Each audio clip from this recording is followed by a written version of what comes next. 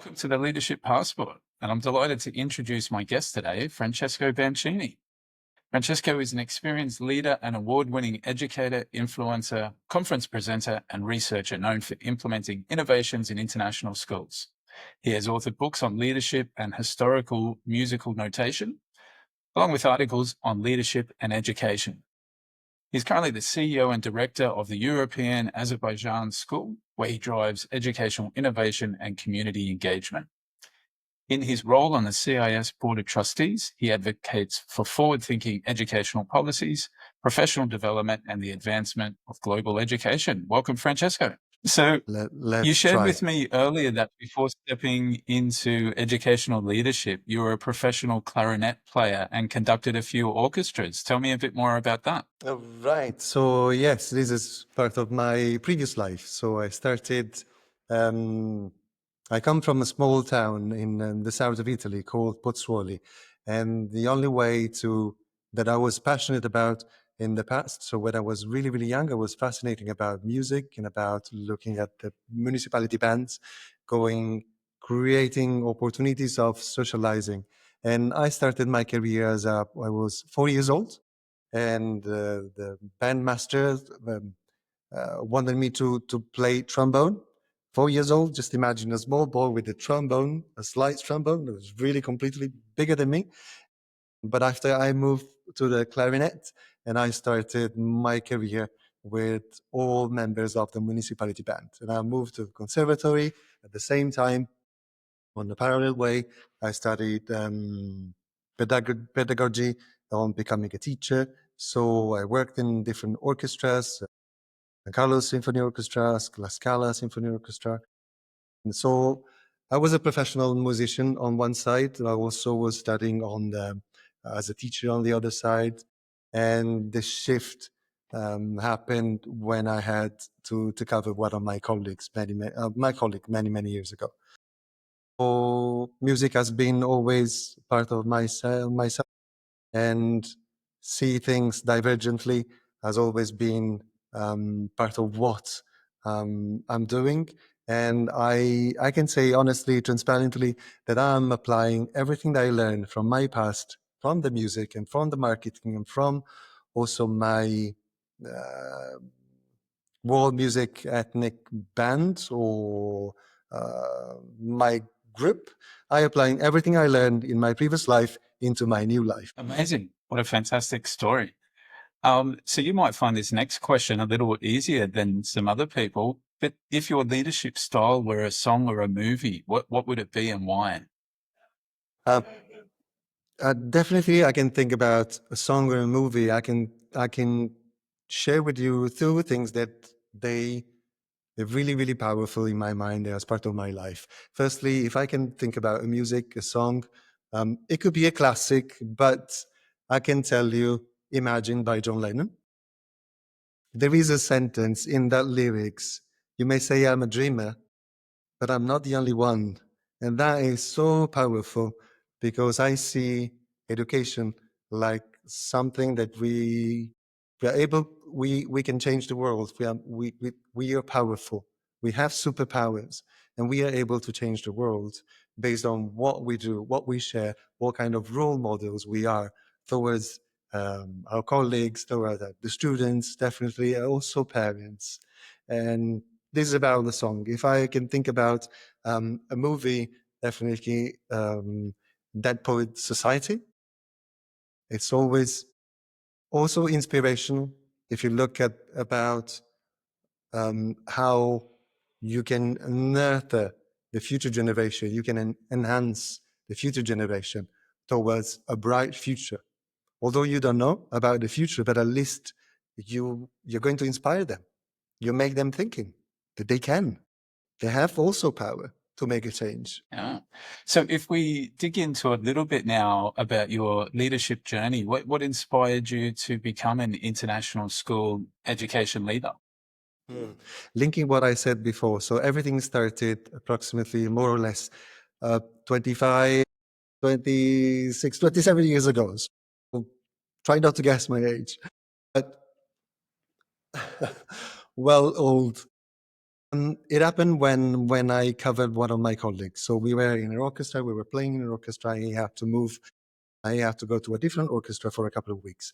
He said, "Can you please cover me for a couple of weeks?" I said, "Yes, of course, but what should I do?" I say, "Just be yourself.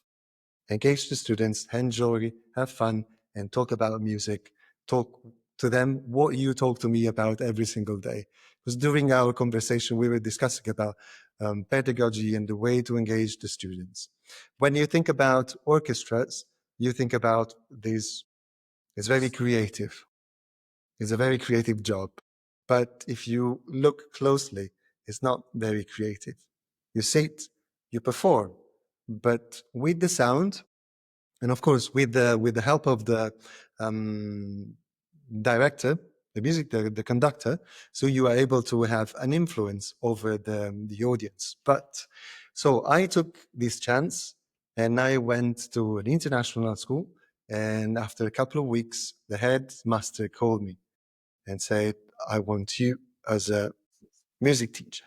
I said, "What? Did I do something?"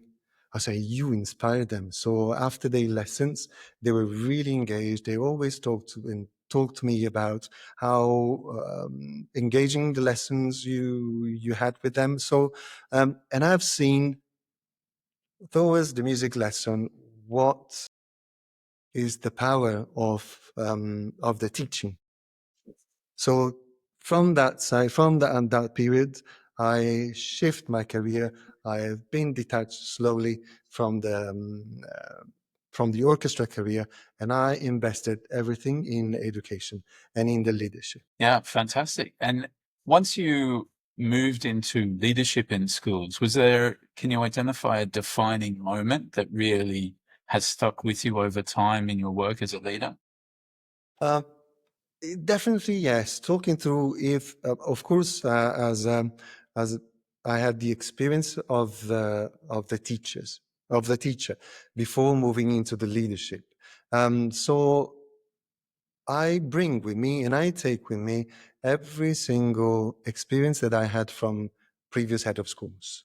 So I learn a lot by seeing other role models and other colleagues who definitely they have different approach, different, we can say now, different leadership styles. Yeah, I learned a lot from them, and I realized that it's really important to have a connection with all the colleagues, with all the students, with all parents, engage them, because our role is about serving our community and serving the students. And this is what makes our job really, really incredible because we inspire others. We are going to reshape their future. Perfect. And, you know, one of the benefits of being able to work in international schools is being able to experience and work with people from such a diverse range of cultures and backgrounds. What's been one of your biggest learnings or aha moments in your work across different cultures and people of different backgrounds? Thank you. Um, um, I can say that every single day is a great moment to learn. So every day I learn something from, again, something, sorry for being redundant, but I learn a lot from my colleagues, from parents, for students a lot. And especially, um, I learn a lot when I see students presenting or students where I have conversation with them because I learn different perspectives. I learn something that I don't realize as an adult because they think divergently. They think in a different ways as a teenager, so adolescent. So they see something that we, most of the time, we don't see because we are fixed in our minds.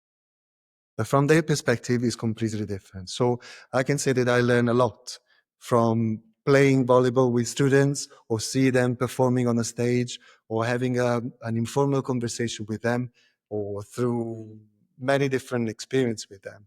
So students are a source of a learning path for adults. Yeah.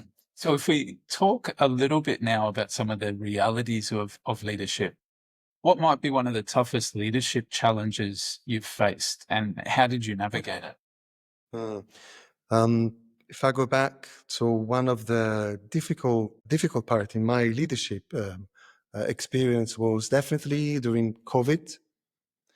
And I was in Azerbaijan here in Baku, and during COVID started, so we received information just a few days before that the school had to stop, shut down, and also during the COVID time, we also had there was a war between in Azerbaijan, and so this created, of course, anxiety, uncertainty, and we closed.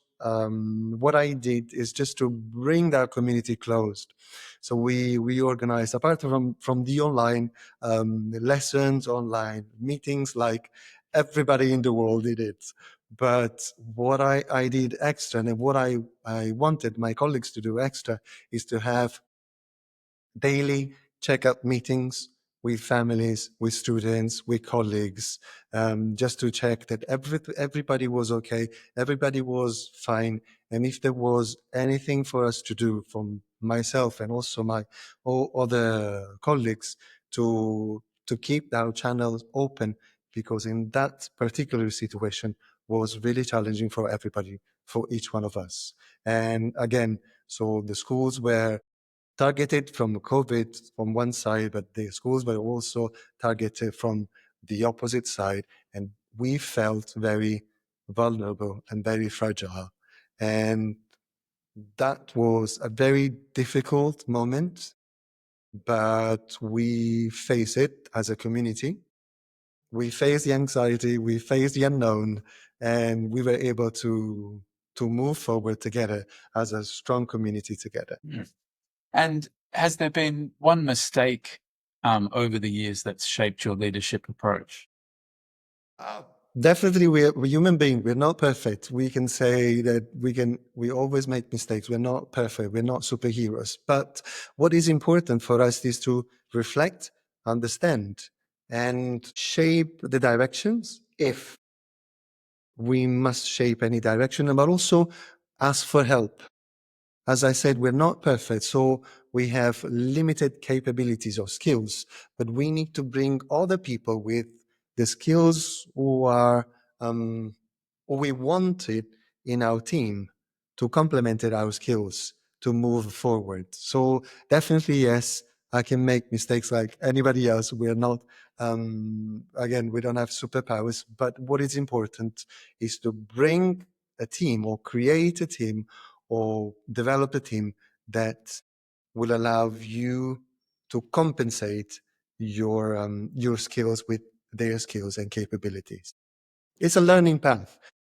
Like we say in IB schools, so we are lifelong learners. Definitely, yes.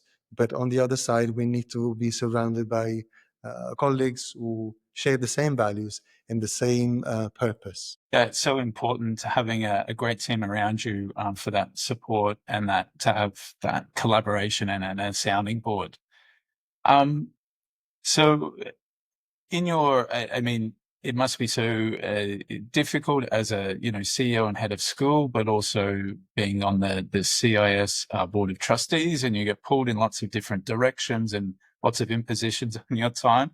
How do you manage that on a day-to-day basis in terms of that tough decision making? Working out how to prioritize, when seemingly everything is important. How do you do that? Great question. This is just about developing skills. And I can say that thanks for my background as a musician, because when you rehearse, when you practice, and when you're a musician or a dancer, or if you are in the arts, you must have time to reflect, focus, and organize. I can say that thanks to my developed skills on time management skills, that I'm able to have a very well organized plan, yearly plan, weekly plan, and monthly plan. So this will allow me to um, have all the meetings and all the time really, really well organized. But what makes me move forward in terms of the decision making, or even when I feel that I'm crossing through a burnout, there is a perceiving of burnout, is to stop, reflect, analyze, try to understand in what way I'm able to recharge. It could be a song, or maybe singing a song with my kids during the evening time, or having just a walk for 5 minutes, or going out during break time, playing football or volleyball or even rugby. I know Italians are not very good at rugby, but we are trying to do our best. So even is any single moment is a way to connect, recharge, and have a break. Mm. Because I think well-being, we need to look after ourselves, because most of the time, uh, rarely, if you are in a leadership position, rarely you have people you will say, oh, have time for yourself, or people do not look after you. So you must be the first one who is going to look after yourself, and need to realize when it's time for you to have a break. Mm. Yeah, that's great advice.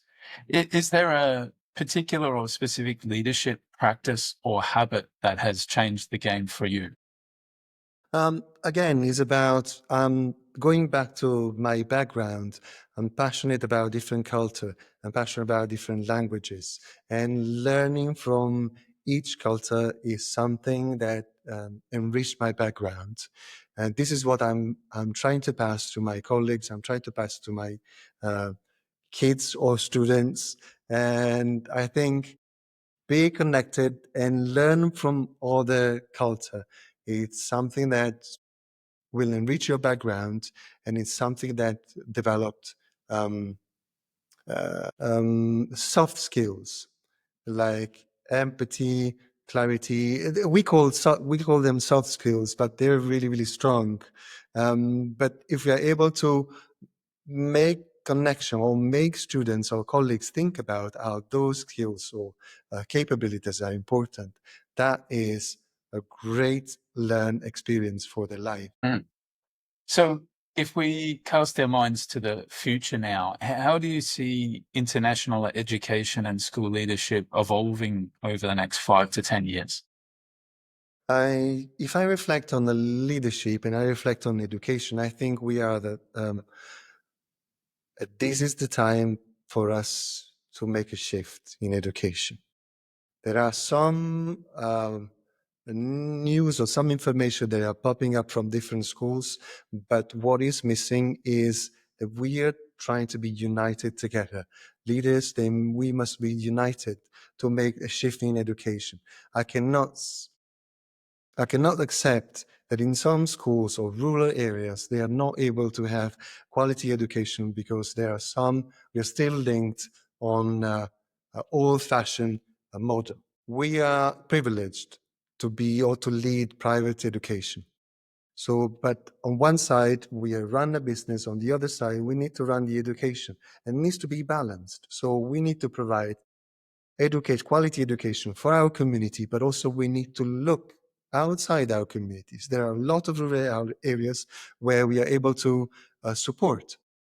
There are a lot of students who need uh, basic education. And why don't we provide them with experience?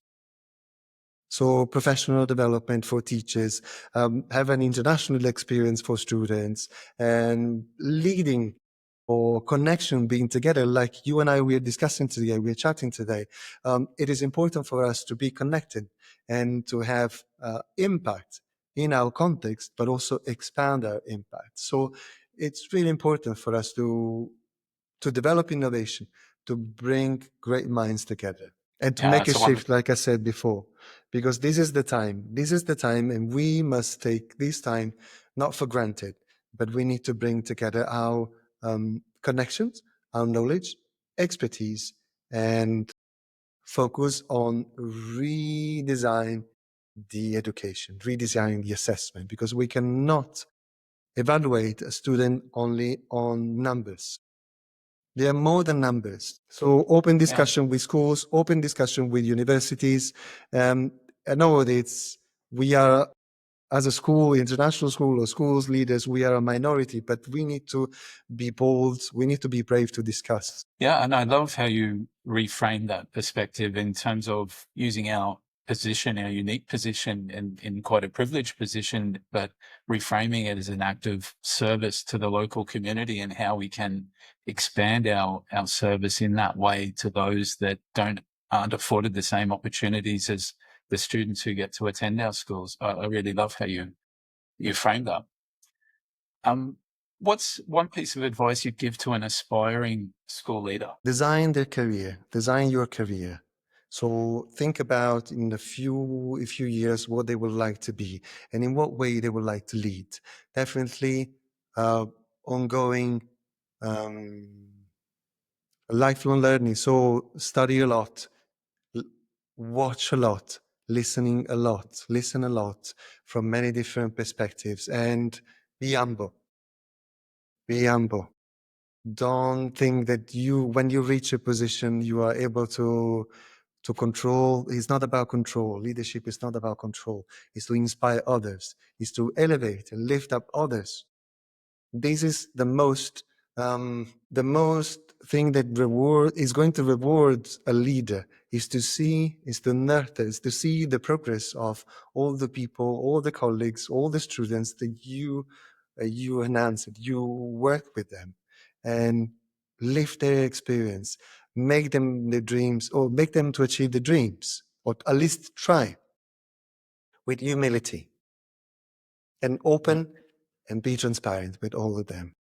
Don't play games, because if not, in the later, the games will turn back to you. Certainly, So certainly they yeah, will. I'm very blunt. I'm very transparent about leadership style because it's what we face, and I think honesty, transparency, and being humble are really three qualities which are really, really important nowadays. Yeah, I couldn't agree with you more. So a couple of quick questions now to wrap things up. Your favorite book on life or leadership? Favorite book on leadership, in terms of if I go back to the way that I started and the way that I think in terms of a book, I can see A Servant by James Hunter. So it's about leadership. It's not about control. It's about being humble, and it's about empower others. So what linked to what I told you before. So leading is just not imposing, but is about bringing people together. One thing you do daily that helps you to lead better? Lead with an impact. So when I start every day, I see what we are doing and what we plan every single day.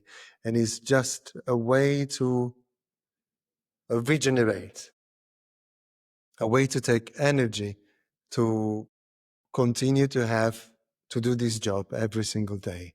So think leadership as a cycle. So you spend energy, but you recharge yourself, seeing the impact that you have in different directions, not only with teachers or colleagues, but also parents, students, stakeholders, and all the entire community, or even outside the community, or even internationally with conferences, with all these accreditation agencies. Mm. What's the strangest, weirdest, or funniest thing that you've ever seen in a school? So every single day we see something weird and something strange. So, but those things are a learning experience for us. No, if I see students going around and just singing, I'm curious to understand what is that song or what are they singing. If I see parents parents from a grade one students asking what kind of university I can think for my son or my daughter.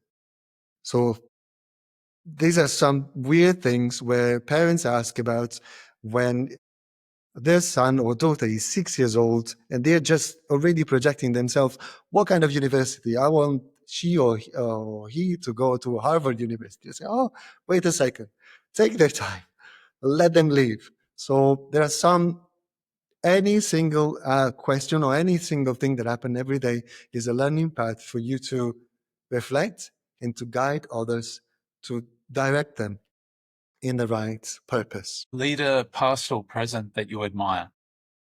Oh, I can say at least I have 3 leaders. They shaped my, that I really admire. One, sorry for the Italian, but it's Montessori for experiential learning. I think Montessori did something really, really vital in the past. It also is also applicable nowadays, learning by doing. And we do our experiential learning with our association called the experiential learning. So learning by doing is really important for us. The other one is about Malcolm X. Malcolm X, he led with courage, no? Evolving from clarity. And the last one is about Sal Khan. He shaped the global education with in becoming more accessible and equitable for everybody. So these 3 leaders are my pillars of leadership. Amazing. And finally, the best advice you've ever received? Try to lead by listening other needs.